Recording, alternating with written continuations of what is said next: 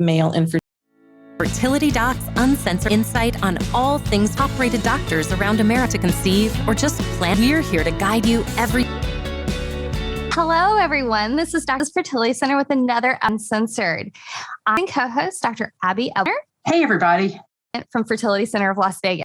And we are blessing co-host today, Inhorn, who is professor and chair Middle East Studies at Yale University, the founding editor of Women's Studies. Welcome, Marcia. Well, I'm really pleased to be here. You with us today? Be here talking with you about. Absolutely. Of a series of podcasts that we're doing on Facebook. And you have some based on your studies. We were talking right before, going to have some. Yeah, in fact, in 2023, study that I did, nationally did with well-known women who have frozen their. I finally, it's going to be called American mating gap. Strong argument freezing their eggs. That's phenomenal to hear about that kind of who has your background. Doesn't see coming from either physicians' backgrounds, but you're coming than what we normally see. I mean, I spoke about, their motivations and experience and collected all of these egg freezing stories of them.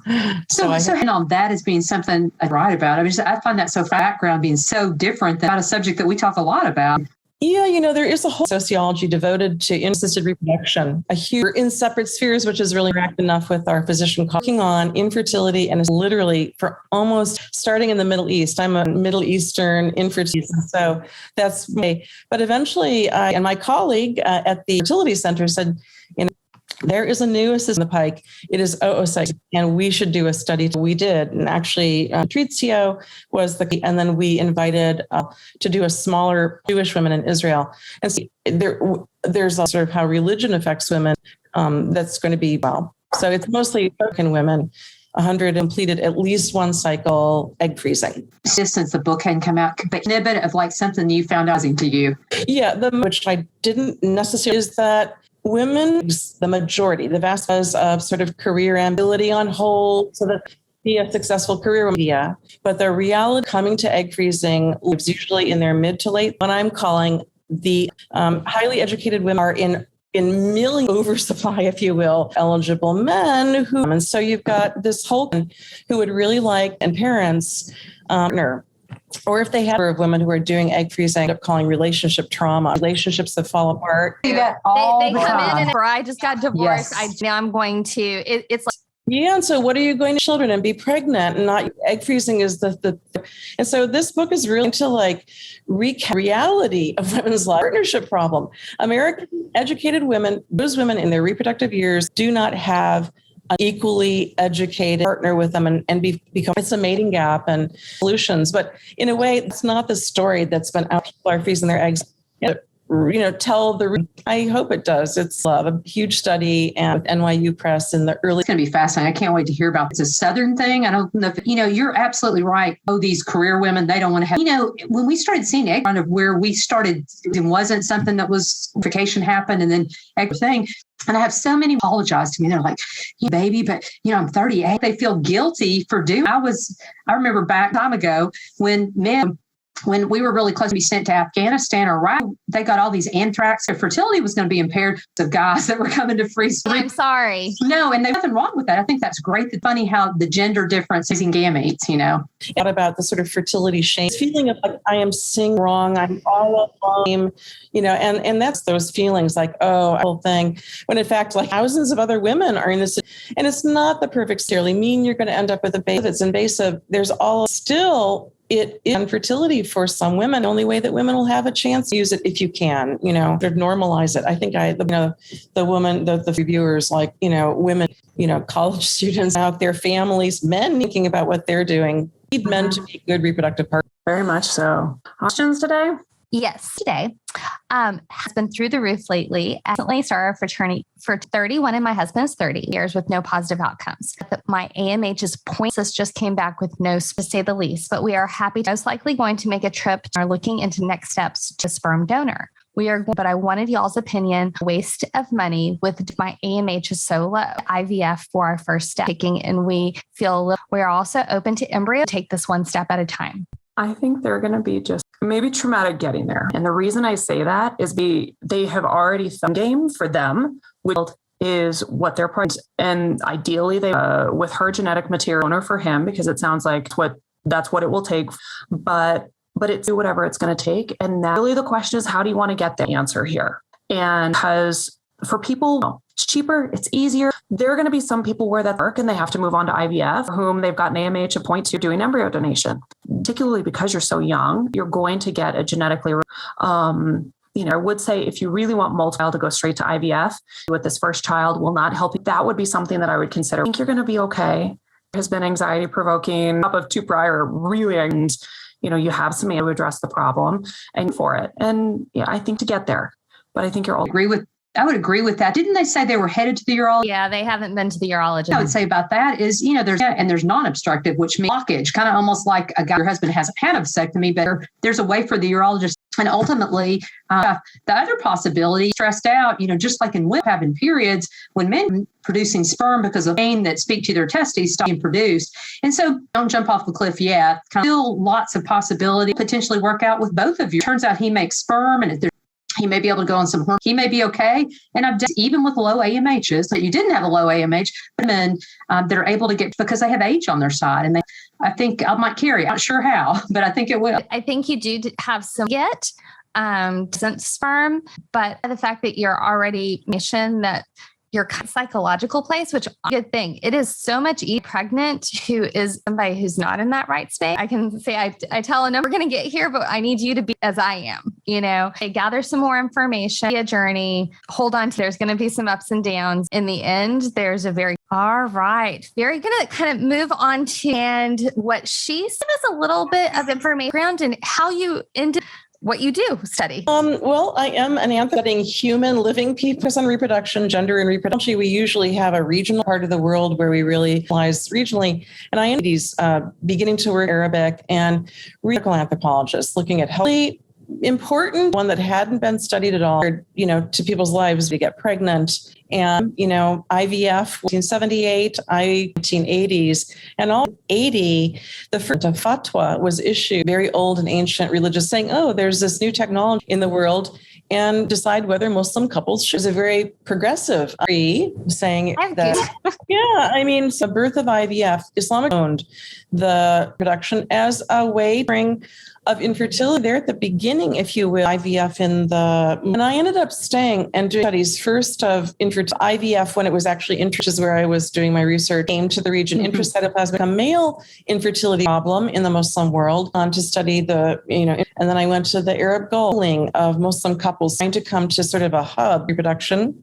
And then and did a project mostly from Iraq and fertile needing help and for them to access assisted reproductive technology. So I have really literally been working my whole career, evolution, if you will, technologies as they sort of change, sort of seeing, well, what are they about these technologies? How to make an argument here, right, has been very agentive and along with Judaism, very permissive in terms of authority of assisted reproductive technology. Really, I'm going to say Catholicism. And because of that, seeking these technologies, really, it's been a very robust of an IVF sector. Let's just stop there. Yeah. It's about that has made it so of a number of our offerings in the religion, how shall we say, there is, it's marriage and family. Right? So it's almost for adult Muslim and have children at some point in their the Middle Eastern region, for example, married regions of the world will marry at some point. To be considered, you need to become a parent. So of course, there are issues, sort of moral, religious mandate can be difficult for certain, because of that, valuing marriage. People do what they can and, want to marriage minded and very valued, to the Middle East. And my own husband said this, you would never see to children in America and, wanting to hold the really loving kids in the world where people and the religion that. So you've got that, if you will, there, and just kids. Children are valued away to a marriage. So the reason why I think, problem, do what you can, that problem is going to cause and for your marriage. There are specific things with some of our other guests where there are certain components of the religion predisposed to infertility because customs. Are there any Islam that make it a little bit more difficult for conditions, whether late or what male factor in particular, for the men to give us a sperm sample, it's not appropriate to ejaculate conceiving. Sometimes we see patients who have in our testing, which is very because of the underlying. So are there other things like for Muslim pay forward with treatment or testing? This is a big, and I'm very the first thing let's start with in the Middle East and in other parts is allowed religious cousins. We call this and so there are actually reasons why seen as a good thing. It strengthens family bonds. That practice of marriage within the family, there are higher rates of fertility, and you can see family clustering of fertile together and so forth. And so there probably is that practice of cousin marriage to male infertility. There really are what you might call severe that you find in a non-obstructive, very poor county. So a lot of male infertility and such the Middle East and men can be done to help. And really important, ICSI that leads us to the second. Dr. Bedient, 90% of Muslims, it's called Sunni Islam. The Sunni religious authorities of IVF for Muslim condone the use of any reproductive assistance. Donor, no sperm donor, no gestational parties are not allowed of Islam, which need sperm donation, azoospermia, not going to be able to access that in some couple. And egg donation too, you can see those things just really in Muslim majority country. There is an exception, which I'm having the Shia dominant, which would be the epicenter of called Shia Islam, use donors and in actually third-party reproductive assistance. But for most Muslims, it is a kind of, if you will, want to sort of follow majority opinion. If I'm wrong about from my days in Minnesota, where I had quite a few, a lot of it had to actually inheritance and things like that. So that is really one of a sort of moral imperative. Each child descent is called genealogy. You need, and it's very serious. Muslim societies are almost only where, it's your grandfather, your great grandfather. You really need to know where you come from in both ways, sense of inheritance and your sense of lineal. So men want to know that the child, it comes from their, the lines of descent. So the thought of bringing a fertility situation, live it as bringing a stranger from your line of descent to sort of extramarriage, something called zina, and wedlock kind of also considered, that arise as well, and that child would grow up and meet another donor. So there are real concerns. And also there's just concern, right? So the child thinks that they're the child, by a lot, that is psychologically to the child, those DNA surprises that are, be surprised about it. There are a lot of moral arguments to justify the Islamic prohibition of assistance. And they've interviewed hundreds of over the years. Many Muslims are just go that route. For I think clinicians in dealing with some couples, you need to deadline, for many couples. Related to that, we have this fairly often donate an egg to another sister to the brothers. Would that fall in lineology concept, or is that just kind of extramarital? Yeah, for Sunni Muslim, okay, but where they in Iran, and I have Ayat Tremaine who's at Oxford IVF in Shia, where they do everything, religious authorities, including, and then Ayatollah successor to Ayatollah Khomeini. It's okay, it's a married donors, and they don't consider lines of descent, and some ways that Shia couples have this through temporary marriage, breastfeeding, they're interested, but basically most of the donation people see so that they're not taking, and so there is just siblings carrying, sisters. So but that is only going to be couples who are only Muslims, are Shia Muslims. Situation of being an IVF clinician in America that has a lot of kind of want to know that. And you're like, I really want my, we're not really supposed to be. It's really important for her she's going to gestate the child, that pregnancy, and then going to breastfeed the child. A woman who breastfeeds a baby, mother to that baby, and it's scalable. It is and who are breastfed to be milk siblings, biological. So it's a way to get around, create kinship through milk. Muslim couples who in some cases are saying, look, the child and we feel complete. So that's something to know. Yeah. What is, in a number of my couples, it's predominantly, there's a lot. Shame. shame. There's so much that women, I mean, the way I feel is scared as to the rest of their life based on time. What things that we could do women through this situation of their religious faith? Important. I mean, infertile is biological, and if she's Muslim and marriage she may really fear end. I mean, I think that is going to come to an end because Islam does allow divorce, and it actually allow polygynous more than one country. It is allowed. I want to argue that at least in the Middle East, their fear, that the husband is going badly, that he will their wife in order to fulfill.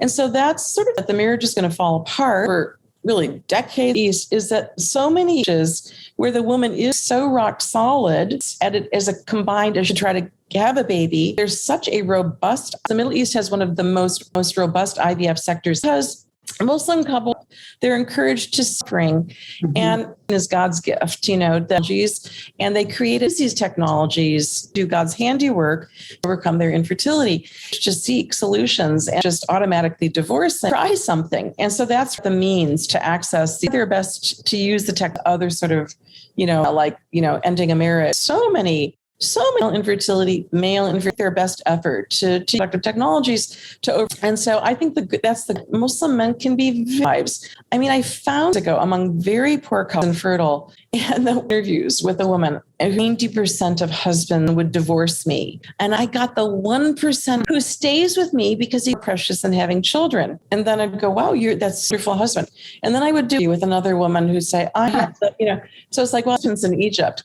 But and here in about being Muslim, a pious Muslim, you realize there are things in the Quran and in the, infertility. Some people have, only people have none at all, God's will. And then you'll realize it's not that this is something and you won't question it. Men and women who are really will say, well, that's on, and I can't question, I will do what I can to ultimately my dad can completely control. Muslims are really encouraged from their medical problems, and that's a great turn to IV couples. I have a question out to you. Part of the reason I initially started looking for that were struggling with Islam, and the states